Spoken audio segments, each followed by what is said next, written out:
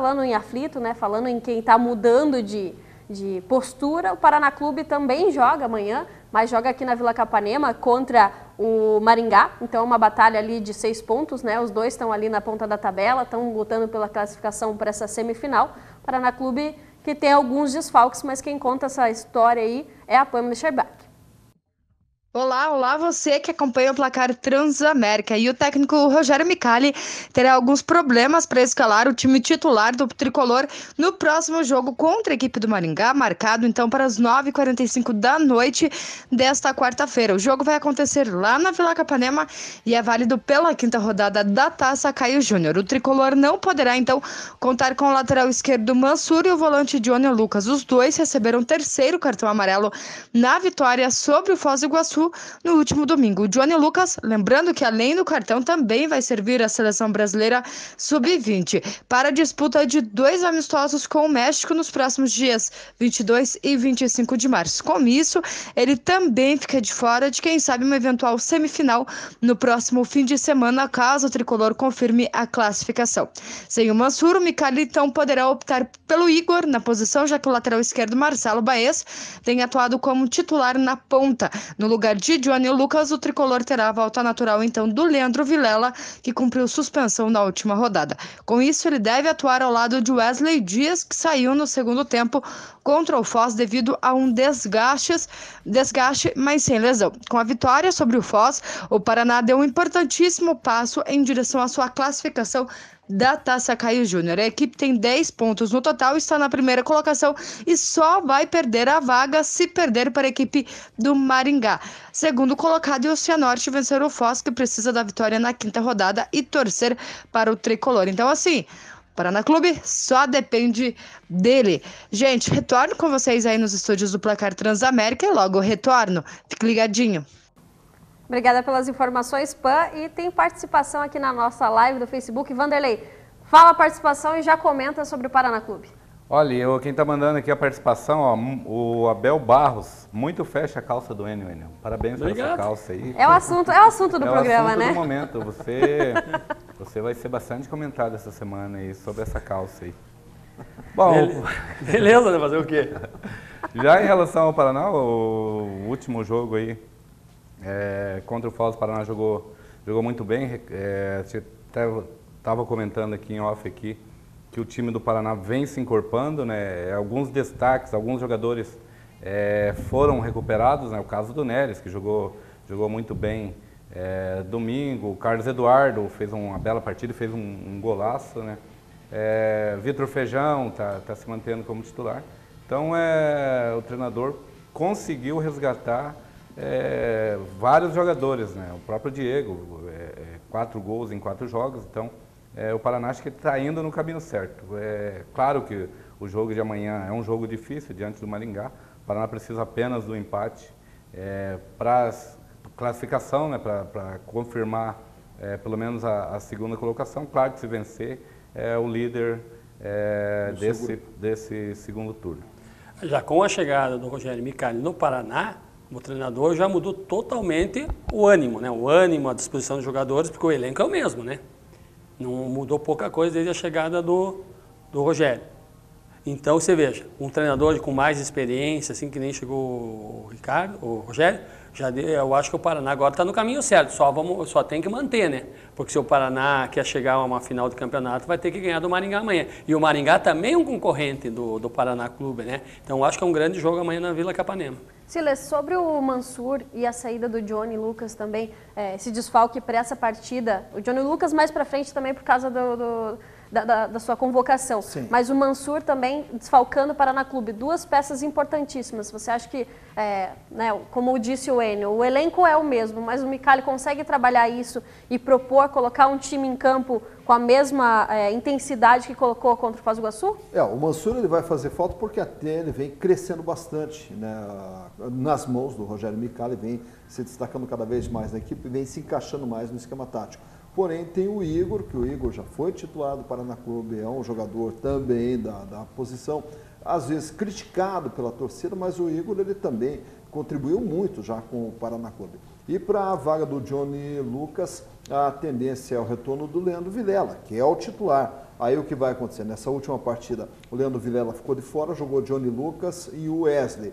Agora, nessa partida, volta o Vilela e permanece o Wesley. Então, não vai mudar muito. Muda no sentido da disposição do Johnny Lucas, que é o outro menino que vem crescendo bastante no esquema tático do Rogério Micali. E como o Vanderlei falou, até reforçado aqui pelo Enio, o Paraná ele vem numa crescente. E nessa crescente aí, o Paraná começa a despontar com uma equipe também candidata ao título. Por quê? Porque entra na fase final do campeonato nessa crescente, contrário do Curitiba, que vem numa descendente. Já o Paraná Clube melhora, né? Tá melhor nessa Taça Caio Júnior. A entrada do Rogério Micali deu uma mudada no elenco e as informações da preparação para o jogo de amanhã, quem traz é a Pamela Scherbach. De retorno aqui no placar Transamérica, e o Paraná Clube não descartou, mesmo pelo bom momento que o Tricolor vive, não descartou a chegada de novos reforços, como os nomes dos zagueiros Kleber Reis dos Santos e do atacante Carlos do Atlético Mineiro. Os dois estão sendo muito especulados na Vila Capanema e o presidente Leonardo Oliveira afirmou que o elenco paranista está, sim, em processo de análise e que a diretoria não tem pressa para definir as contratações. Buscando soluções dentro do próprio elenco com a retomada da confiança dos jogadores, o Leonardo de Oliveira espera, então, que os bons momentos ajudem a diretoria no processo de avaliação dos atletas. O presidente do Tricolor também enalteceu a evolução da equipe com a troca no comando técnico após a saída de Wagner Lopes e a chegada de Rogério Micali. Segundo o próprio presidente do Paraná, o futebol é diferente de uma empresa comum e às vezes essa mudança do ambiente é necessária para que as coisas tomem um novo rumo e comecem a se encaixar. E aí, gente, o que vocês estão achando deste novo momento do Paraná Clube? E realmente o Rogério Micali está melhorando este ambiente de trabalho? Retorno com vocês aí nos estúdios do Placar Transamérica. Obrigada pelas informações, Pam. Fica a pergunta da Pamela, então, Vanderlei. Será que essa entrada do Micali e essa mudança de clima no Paraná Clube tem afetado e vai fazer com que essa estreia na Série A seja algo diferente? Provavelmente, né? Como eu disse, o Micali recuperou vários jogadores, né, que não vinham jogando e há algum tempo atrás todo mundo colocaria Neres como Neres, Rayan, até o próprio Carlos Eduardo, como se não vestisse a camisa do Paraná para o brasileiro. Então ele recuperou e, claro, vai vir mais peças de reposição para o time. É claro que ainda é muito cedo, né? São 4 jogos, são 4 jogos de invencibilidade, 3 vitórias e um empate. Mas o Paraná vem mostrando um bom futebol, principalmente vem num crescimento bem interessante. O que você pode destacar dessa mudança? O que mais chamou a atenção com a entrada do Micali? O padrão de jogo que ele deu para a equipe, porque com o Wagner Lopes, o Paraná estava meio perdido em campo, os jogadores não estavam muito nas suas posições de origem. E com a chegada do Rogério Micali, né, o Rogério já deu outra vida para o Paraná Clube. Os jogadores se motivaram mais. Agora eu não entendo porque com a saída do Wagner Lopes, que já tinha um bom tempo de Paraná, mudou tanto o ambiente. Será que fora de campo o ambiente do Paraná também não estaria pesado? Mas isso a gente não tem como afirmar que estava pesado fora de campo. Porque alguma coisa de errado tinha, né, Marina? Não é possível que um treinador chega, muda totalmente a característica do jogo. Com e o Paraná também. Peças, né? E o Paraná também, para campeonato da Série A, ele vai ter que sair às compras. Porque para o Campeonato Paranaense esse elenco é uma coisa. Para o brasileiro a pegada é totalmente diferente. Todos os jogos são clássicos.